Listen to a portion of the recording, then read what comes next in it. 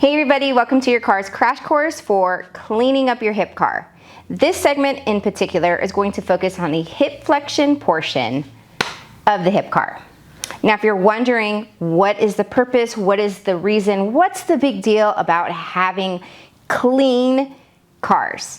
Well, I went ahead and made another cars crash course for that exact reason, because there's many levels that we use our cars for. So it's good to know them because you're probably going to be going through all those different levels and then back again, and you can jump between levels knowing what you need for your body, and in particular knowing what you need for specifically for each joint, because what you do with one joint may do a total different application for another area.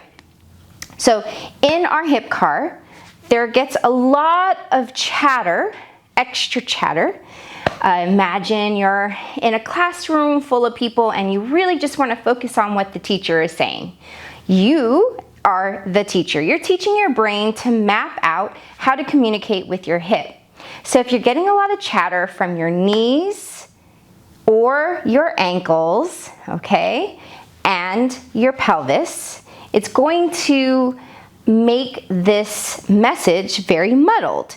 Your brain will think that it's communicating with the hip, and it's really just kind of communicating with the hip, but it has associated hip with knee. So anytime you are going to make an adjustment or communicate through that line from the brain to the body, hip, then it is going to associate that with whatever chatter is contributing to your hip rotations.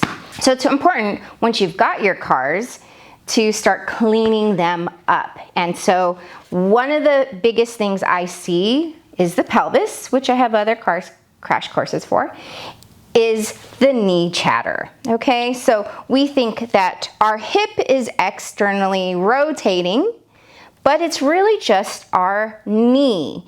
And so now I've told my brain I want to externally rotate my hip, but in reality, all it did was externally rotate my knee. So we're gonna clean that up in addition to knowing where hip flexion is in relation to our pelvis. We're gonna kind of hit two things at the same time.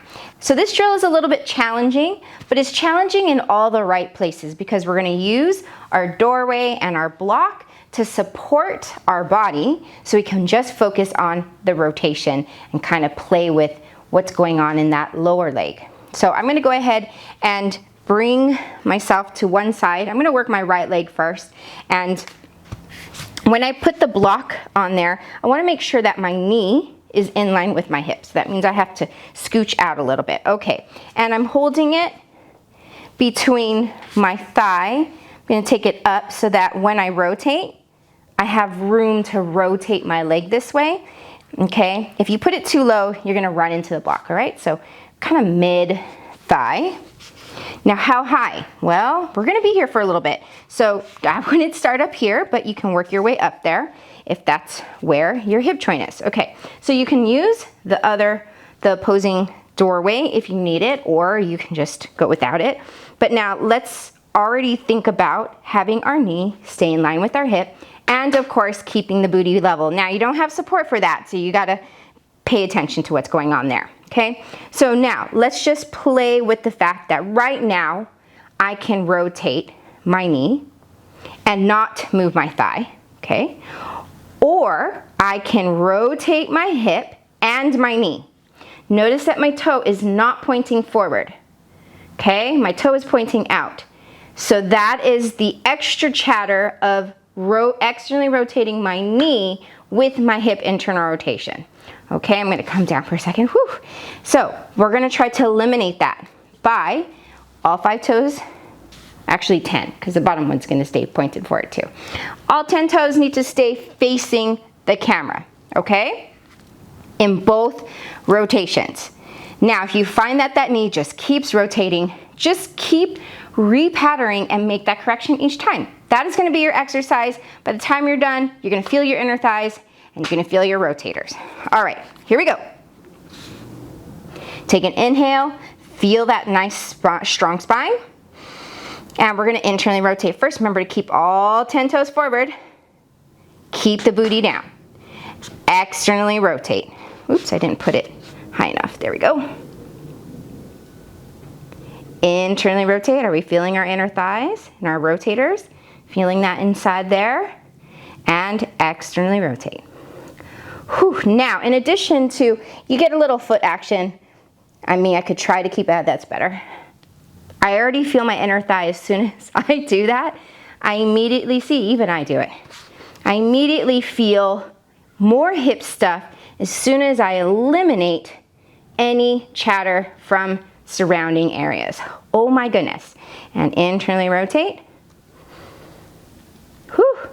And externally rotate. Internally rotate. When you get to the end, squeeze out more rotation, check on everybody, rotate. So now, can you feel that thigh bone and what it takes to rotate that thigh bone better? Hopefully, I hope you guys are nodding yes. And externally rotate. I mean, high inner thighs, internally and externally rotate. Let's just go for one more. Internally rotate, keep full contact, and externally rotate. Oh my goodness. Now, remember, ooh. Oh yeah. Remember, you can use that opposing doorway. Support your body, because remember, we're trying to just clean up. We're trying to keep it super isolated, concentrated. It's a concentrated dose of hip rotation. Now remember to put the block higher up on your thigh, not down at your knee, so that you have rotational room. Take a peek down, make sure the pelvis is level. All 10 toes forward, including the bottom one. Take an inhale, tall spine, strong through there, internally rotate. And that poor unfortunate bottom leg is feeling like, wait a minute, I just worked and I have to continue working. Internally rotate. It might help to just dangle your foot. I do like to have tension through the whole leg, but it's not to say that there isn't tension going on. So, and internally rotate. And externally rotate. Check those feet. Internally rotate. It might be on the transition, which seems to be my issue, that knee rotation comes into play. And internally rotate. So I'm just thinking about it, prefacing the rotation, the initiation, going from external to internal by thinking of toes facing forward. So this is a great way if you're not in the mood for doing another set of hip cars, but you really need some good hip flexion, rotational work. You just want to sneak a quick set in. There you go. Here it is, right here. One more each. And externally rotate. And whoo, oh yeah. So hopefully that helps you. I mean, my hip, while they feel worked, again, that's the great thing, is that you feel really worked. You're fatigued in that area, but you also have, that one just got worked, but I also feel like a greater ease to move into that range. And that's what you're doing all this for. Thanks for joining, and see you next time.